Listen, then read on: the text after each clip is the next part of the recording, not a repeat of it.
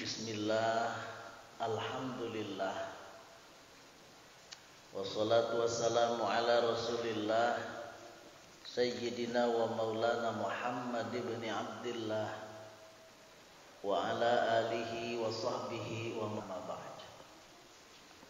Bapak-bapak, ibu-ibu, para pemuda-pemudi jamaah Masjid Pinus Regency yang seluruhnya saya cintai, Allah sayangi, Allah muliakan.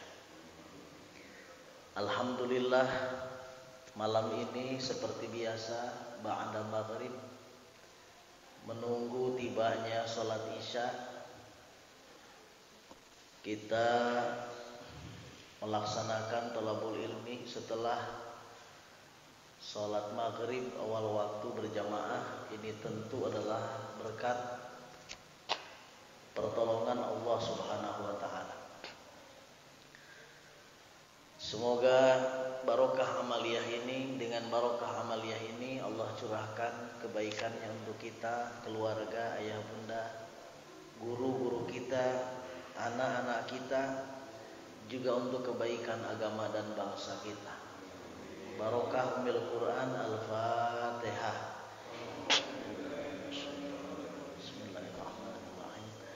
Alhamdulillahi rabbil alamin, arrahmanir rahim, maliki yaumiddin. Iyyaka na'budu wa iyyaka nasta'in, ihdinas siratal mustaqim, siratal ladzina an'amta 'alaihim ghairil maghdubi 'alaihim waladdallin. Mari kita buka dulu dengan sholawat, Pak ya. Salatullah salamullah ala Taha Rasulillah.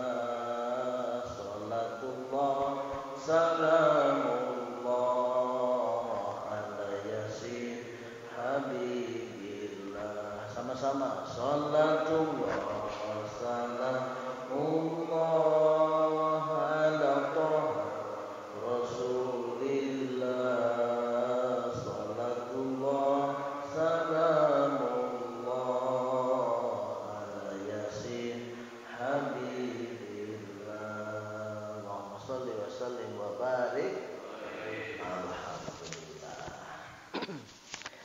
Bagaimana Pak? Beres kurbannya? Alhamdulillah. Lancar? Lancar. Mudah-mudahan kurbannya, baik yang berkurban atau yang membantu proses pengurusan kurban, semuanya, dan juga termasuk yang menerimanya, semuanya diberikan barokah oleh Allah Subhanahu wa taala. Dan lebarannya sudah selesai ya. Hari rayanya sudah selesai. Takbirannya sudah selesai. Kemarin diakhiri pada tanggal 13 Zulhijjah asar, setelah sholat asar terakhir. Hari ini kita bahas kembali, lanjut bab muamalah, yaitu tentang masalah gadai.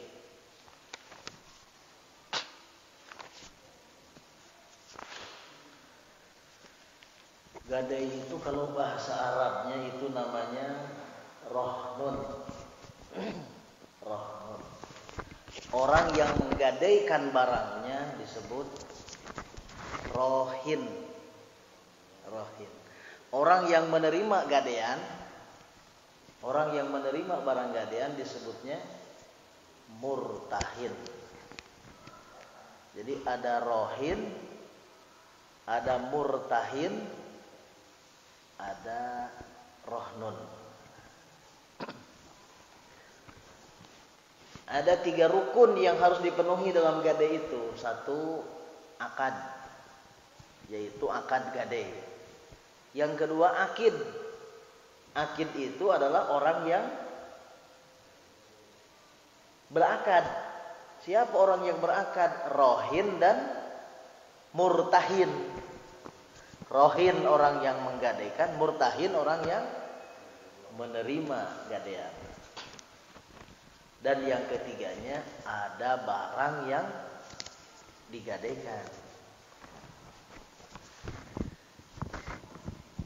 Dalam kitab Tadhib halaman 129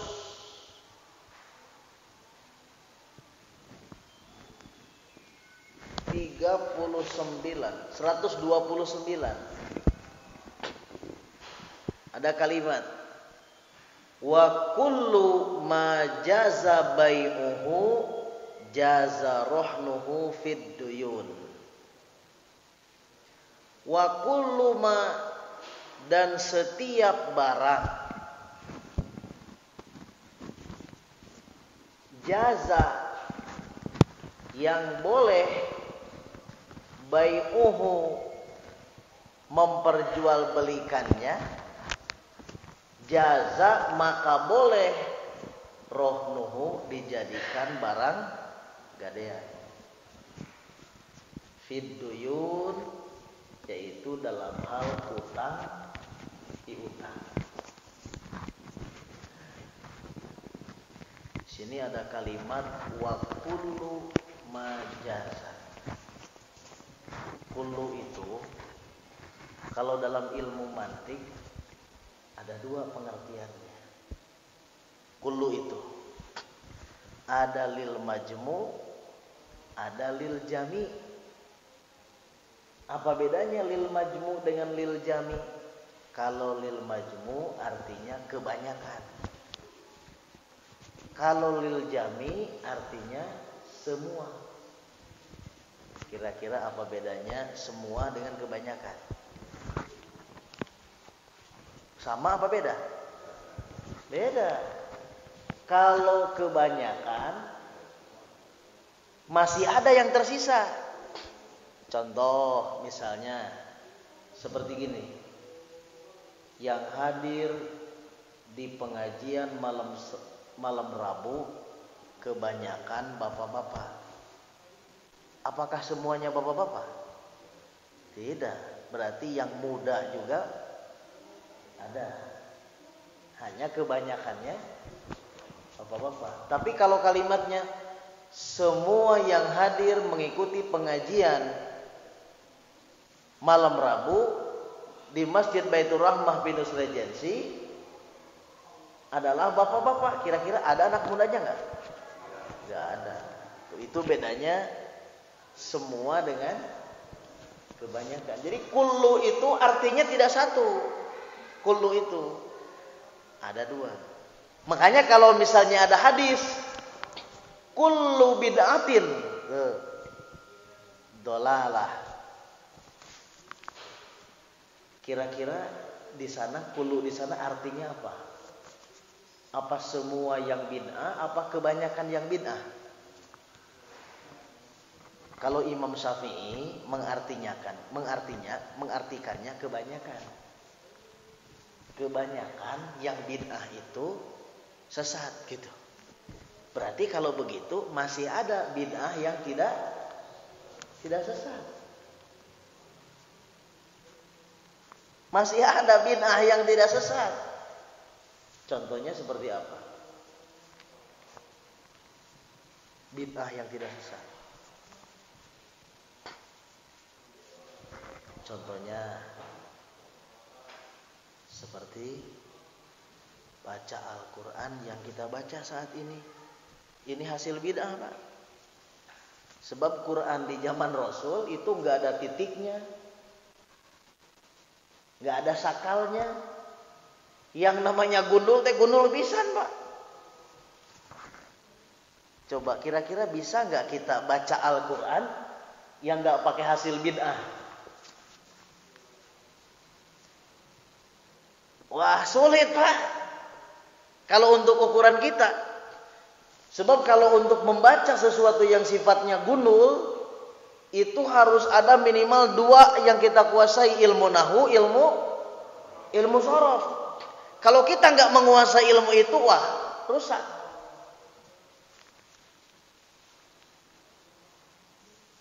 Apalagi nggak ada titiknya misalnya.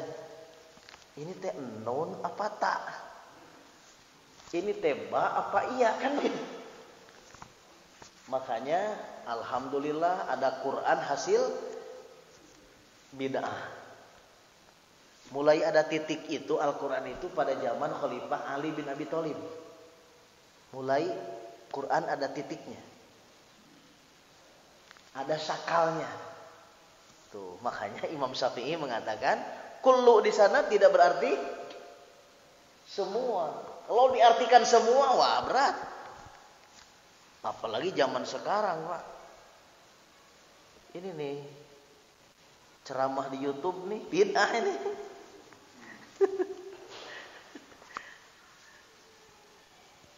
Jangankan di YouTube, di televisi aja bid'ah. Di radio bid'ah. Kenapa? Zaman Rasul nggak pernah ada ceramah di TV. Apalagi di medsos nggak ada. Tapi sekarang saya ceramah, Pak. Bukan hanya di TV, di medsos saya ceramah. Apalagi zaman lockdown seperti begini. Waduh. Tabligh, tausiah yang sifatnya tatap muka. Di Venus Regency ada. Di tempat yang lain, apalagi sifatnya tabligh akbar, masih susah, Pak.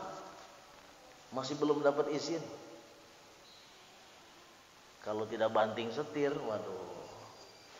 Bahaya.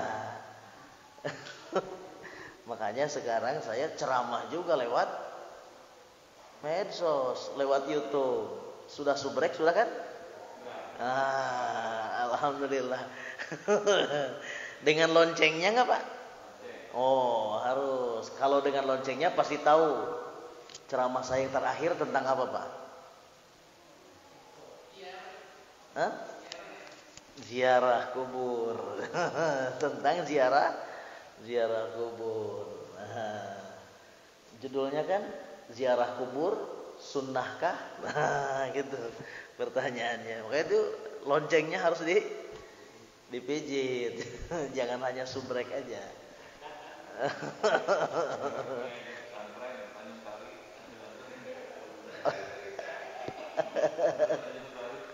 Iya, Pak.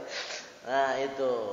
Jadi tonton dulu sampai tamat. Nah, setelah ditonton baru disubrek.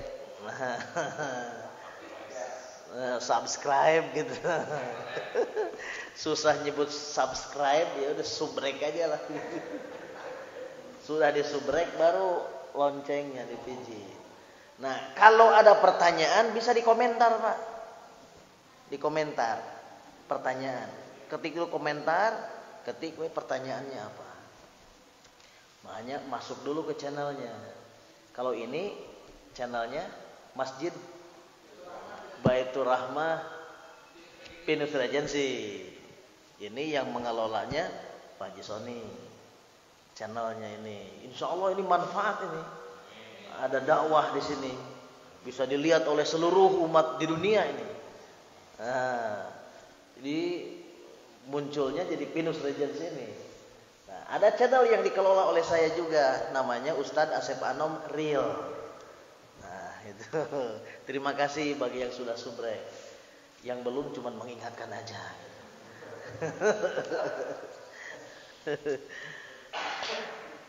Nah,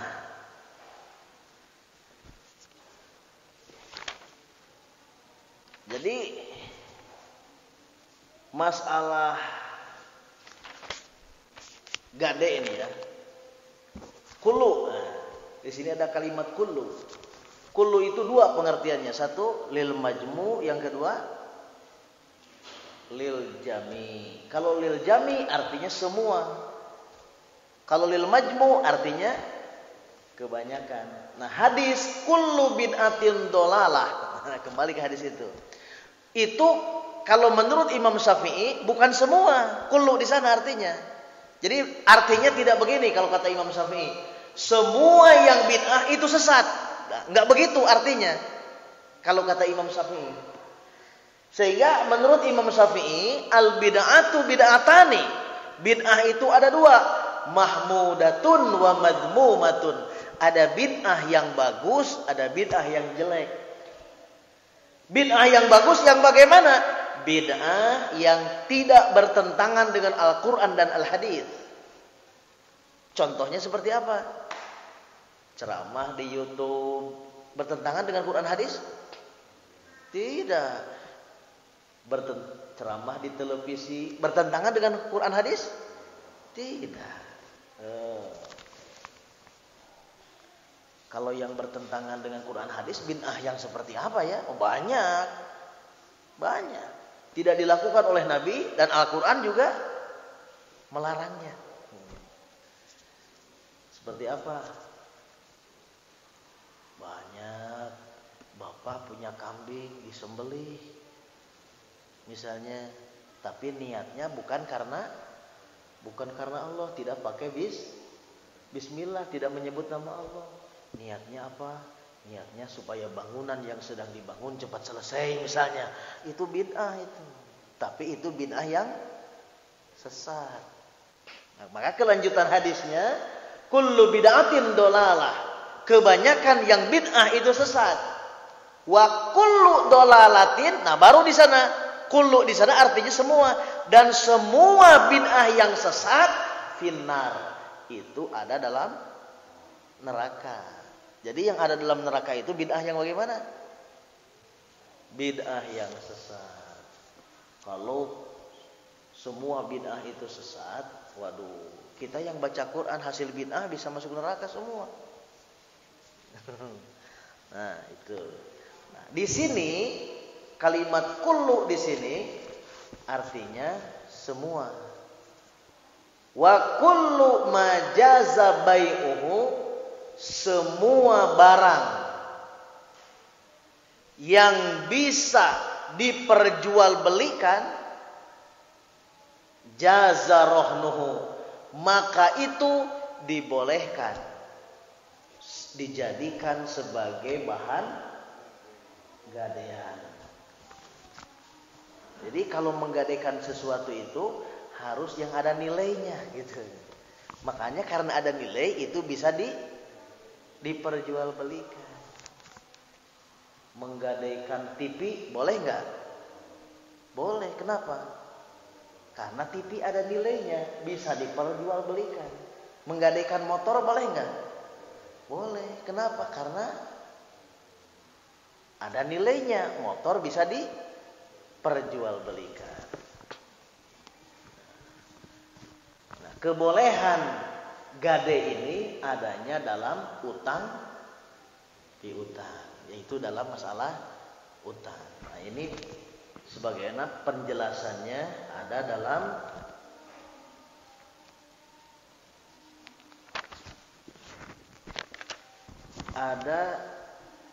dalam Al-Quran juga hadis.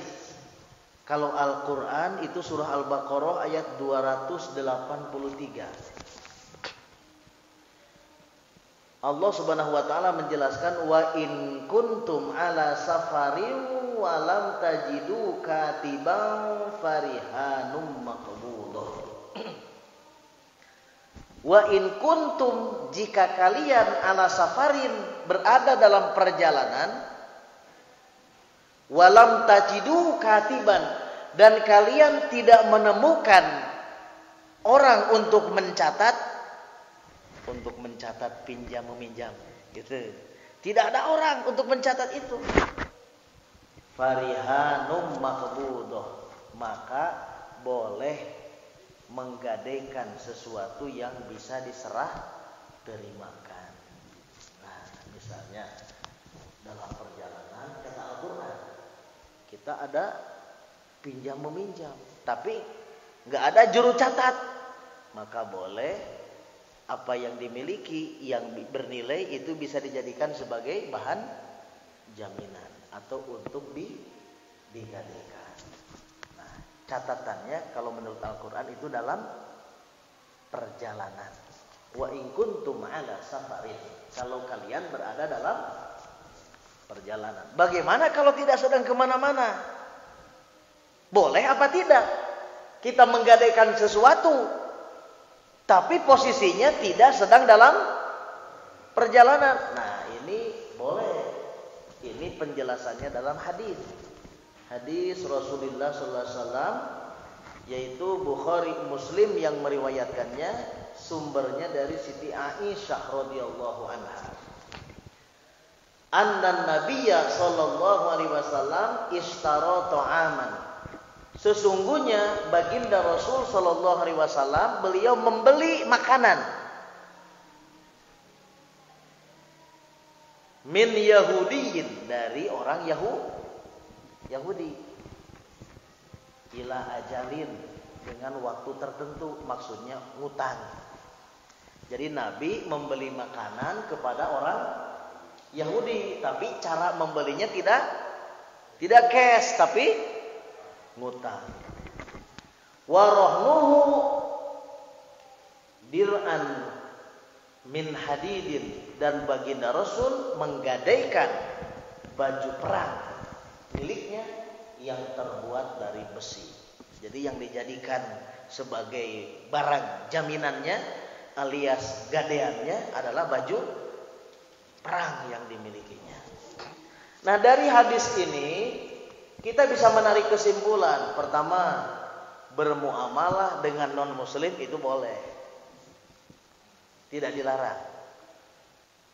Tidak dilarang. Misalnya membeli sesuatu atau bermuamalah. Dalam urusan muamalah dengan non-muslim boleh. Berhubungan dengan non-muslim, urusan dagang, urusan bisnis, boleh. Pak Haji Soni misalnya beli bahan baju dari non-muslim, boleh. Atau menjual hasil bajunya ke non-muslim, boleh. Agama tidak melarang itu. Rasulullah sendiri beliau membeli makanan kepada Yahudi. Yahudi non muslim itu. Agamanya bukan agama Islam, tapi Nabi melakukannya. Oh, artinya boleh kalau bermuamalah dengan non muslim. Pak Haji, Dede beli bahan bangunan ke non muslim, boleh Pak Haji. Atau menjual bahan bangunan ke non muslim, boleh. Patokannya hubungan dengan non muslim itu ada dalam Al-Quran, surat Al-Mumtahanah ayat 8. Al-Mumtahanah ayat 8. Boleh kita bermuamalah dengan non muslim, ya. Dua catatannya. Satu, selagi mereka tidak menyuruh kita keluar dari agama Islam, catatannya. Yang kedua, selagi mereka tidak mengusir kita dari tempat tinggal kita sendiri. Jadi kalau misalnya mereka bermuamalah dengan kita, lalu misalnya mereka ngajak kita keluar dari agama Islam, itu sudah haram hukumnya berhubungan dengan mereka. Jadi boleh itu, catatannya dua. Satu, selagi mereka tidak mengajak kita keluar dari agama kita. Yang kedua, selagi mereka tidak mengusir dari tempat tinggal kita. Nah, itu.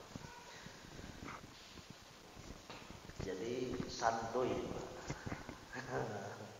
Jadi bermuamalah dengan non muslim juga boleh.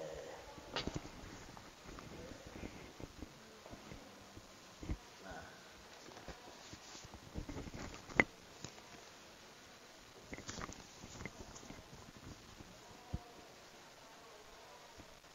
idza staqarra, apabila sudah tetap subutuha, ketetapannya, idhimmah, dalam hal yang menjadi tanggungannya.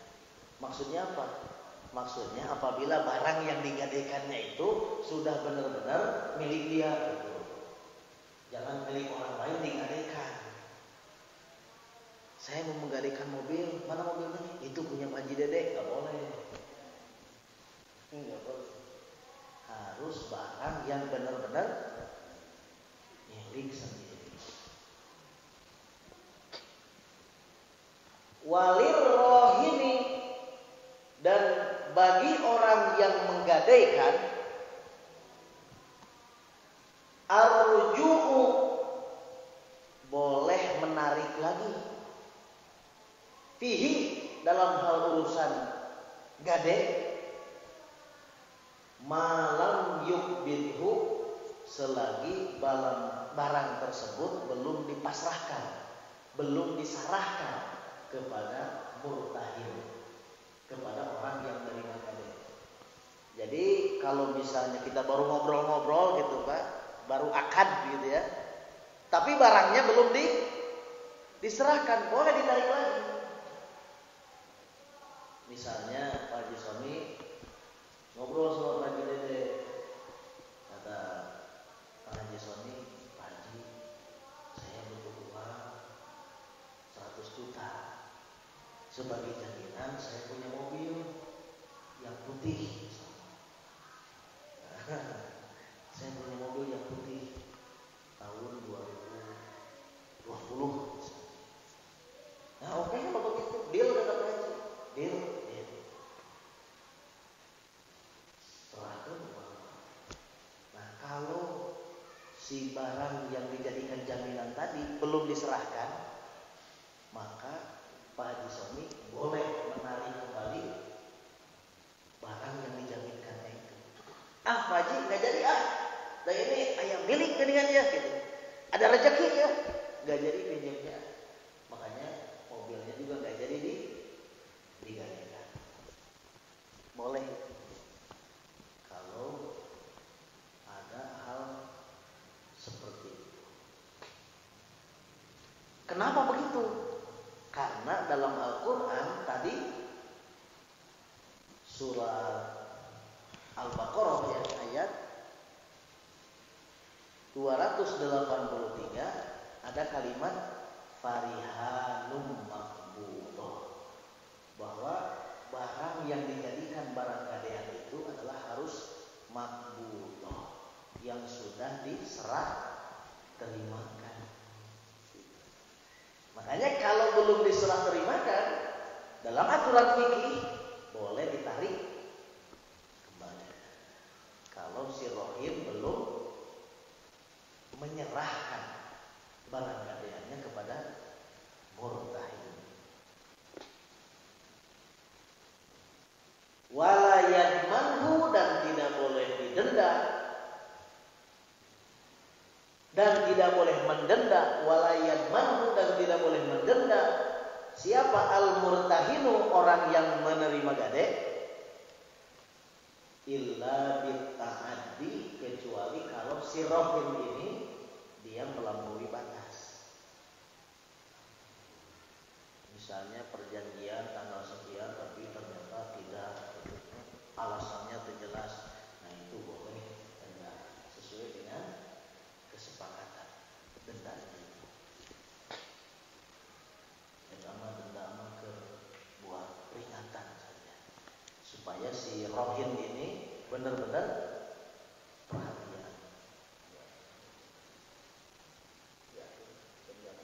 Kan? Nah itu mah perjanjian berikutnya. Yang penting ketika akad itu ya minimal 3 itu yang jadi rukun, dari gade, yaitu adanya akad, adanya akid. Akid itu orang yang melakukan akad, baik rohin ataupun murtahin. Kemudian yang ketiganya ada barang yang digadaikan. Nah, saat itu juga bisa, misalnya ngobrol gitu.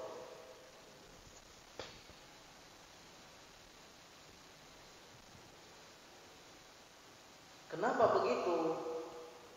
Sebab dalam hadis riwayat Ibnu Hibban juga riwayat Al-Hakim, Rasulullah SAW bersabda, la yaghlaqur rohnu, tidak menutup ar-rohnu, barang gadaian, min sahibihi, dari pemiliknya, lahu, bagi pemilik barang tersebut, gunmuhu, keuntungannya, wa alaihi, dan baginya juga gunmuhu, kerugiannya. Nah, jadi tidak boleh semena-mena si murtahin seenaknya gitu. Misalnya motor digadekeun, terus motornya dipakai atau disewakan, Atau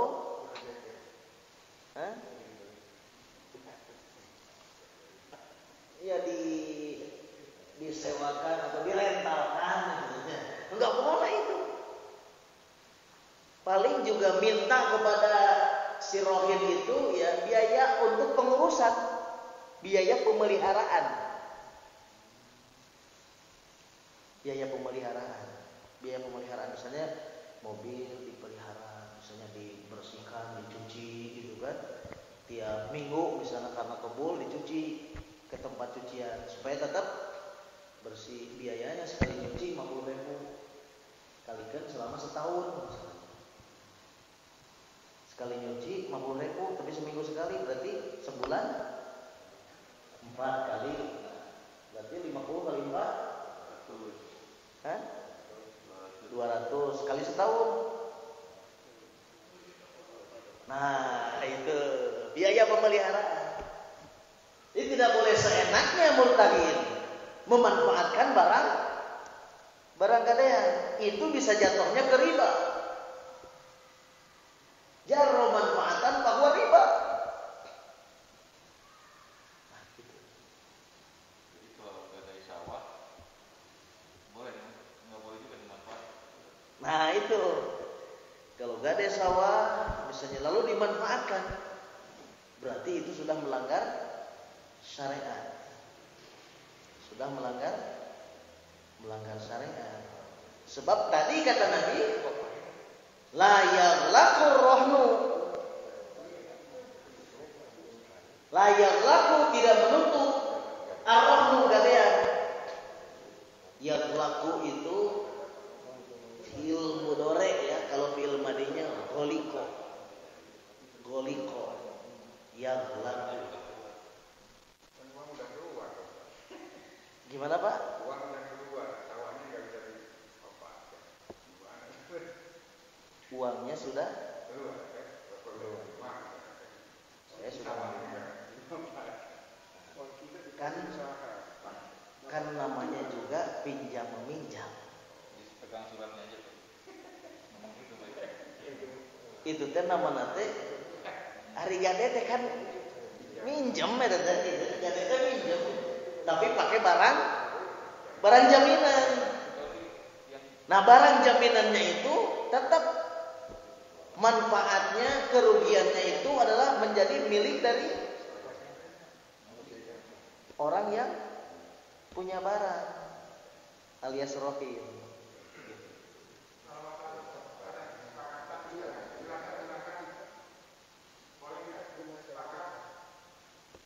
Bagaimana kalau atas kesepakatan gitu ya Pak ya? Sepakat, misalnya kata yang murtahin bagaimana nih motor nih kalau saya sewakan gitu kan, supaya menghasilkan. Oh boleh lah silakan. Nah itu yang disebut dengan riba gitu. Nah itu namanya riba, berarti jatuhnya ke riba. Banyak yang masih salah kaprah teman-teman. Hah? Ya, banyak teman-teman yang masih salah kaprah. Banyak yang masih salah kaprah. Kenapa? Karena fikih muawalahnya nggak dibaca.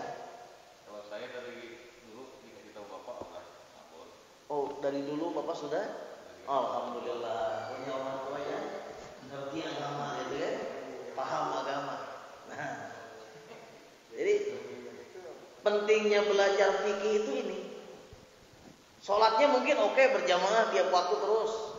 Tahajudnya juga mantap, Senin Kemisnya iya, tapi kalau ini digarap terus juga kan kasihan.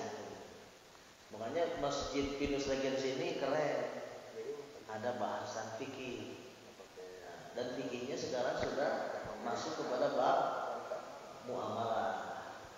Fikih ibadahnya sudah selesai dulu. Nah, sekarang kita sudah membahas tentang fikih muamalah. Dan yang sedang kita bicarakan hari ini, malam ini adalah tentang masalah gade. Praktek-praktek gade di masyarakat kebanyakannya begitu, unsur ribanya itu. Kalau mau kaya cepat dari. Hah? Kalau mau kaya cepat. Mau kaya cepat. Makanya Berbahagia sekali kalau misalnya kita masih berpegang kepada aturan-aturan. Jadi sekali lagi kata Nabi dalam hadis riwayat Imam Ibn Hibban dan riwayat Hakim, la yaghlaqur rahnu, gadaian itu tidak menutup min sahibihi dari pemiliknya, lahu hurmuhu baginya manfaatnya, wa alaihi hurmuhu dan baginya juga madarat dari barang tersebut. Jadi manfaat dan madaratnya masih tetap milik si pemilik barang tersebut. Jadi jangan mentang-mentang digadaikan lalu dianggap milik si murtahid begitu. Enggak begitu. Aturannya enggak begitu. Berarti gimana Pak? pengawalannya gimana? Misalnya harga sekarang harga emas ya 5 tahun kemudian baru ditebus kembali ya. Itu kan sudah berubah nilainya seperti itu. Ya. Makanya kalau harga emas sekarang itu dengan nanti kan berapa? Kayak kemarin itu sekarang 1 juta kan sebelumnya 500 gitu. Nah, waktu kita mau nebus apakah disesuaikan dengan harga emas itu atau gimana? ya, yang makanya kalau misalnya pinjam emas bayarnya emas lagi. Pinjam emas 10 gram, bayarnya emas lagi 10 gram. Dulu ketika belinya misalnya 10.000, sekarang jadi 100.000 nggak masalah. Yang penting emas lagi. Dulu hutangnya 10.000, sekarang 10.000.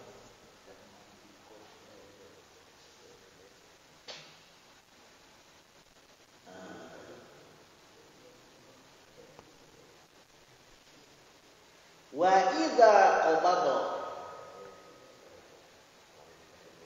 apabila sudah menyerahkan si rohin itu orang yang menggadaikan barangnya. Apabila sudah menyerahkan si rohin ba'dal haqi,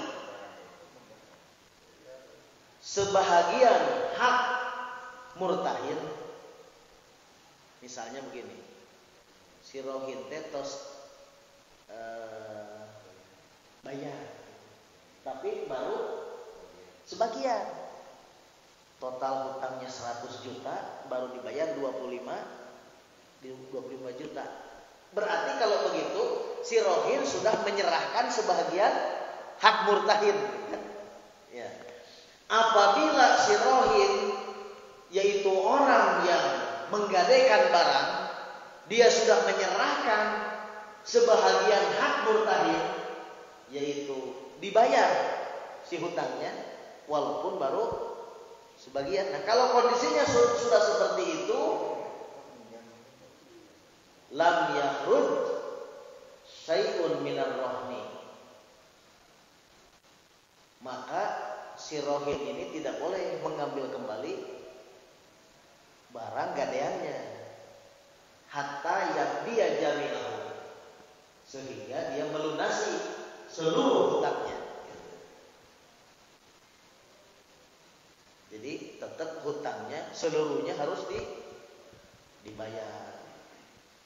Nah, kalau sudah dibayar seluruh hutangnya, baru barang gadaiannya boleh kembali diambil oleh si rohin. Gitu. Supaya tidak terpleset, Pak Ustaz. Gimana sih? Sudah niatnya minjemin aja gitu. Niatnya harus begitu aja begitu. Iya, karena yang namanya gadai itu kan pinjam meminjam, hanya pakai jaminan gitu. Panggreg-greg lah gitu bahasa namanya. Dapat pahala besar tadi. Dapat pahala besar dia yang tidak terpleset gitu. Oh. Kalau meminjamkan itu pahalanya lebih gede dari sedekah, Pak. Kalau sedekah pahalanya cuma 10. Tapi kalau meminjamkan itu 19. Kenapa? Karena kalau sedekah belum tentu orang yang dikasihnya itu butuh. Tapi kalau meminjamkan berarti orang yang dipinjamkan itu benar-benar butuh. Apalagi kalau misalnya dibebaskan. itu pahalanya besar bisa. Nanti ada bahasan lagi yang lain. Itu bab hiwalah. Itu nanti ada bab-bab lain lah tentang masalah ini.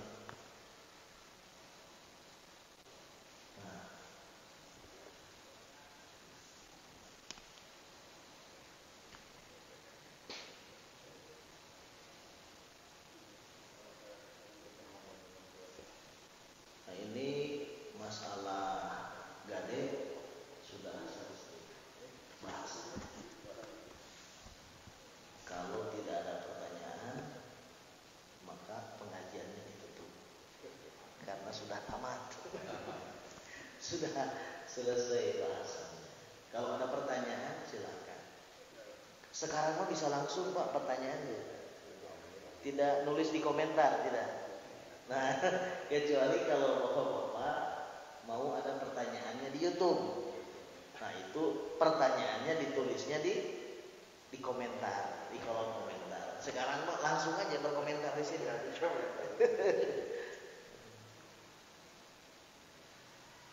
Kelihatannya insya Allah jelas.